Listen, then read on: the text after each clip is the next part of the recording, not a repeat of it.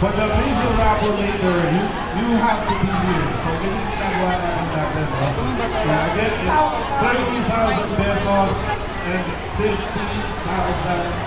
Yun, Pao, so samahan mo muna yung ating mga ano para sa ating video na para kami nila. Eh, ito sa akin yung next natin na babati. Kung ito po natin sila sa Sandara, sila Boy Crown, diba? Kung ano, dalawa ko si Boy Crown.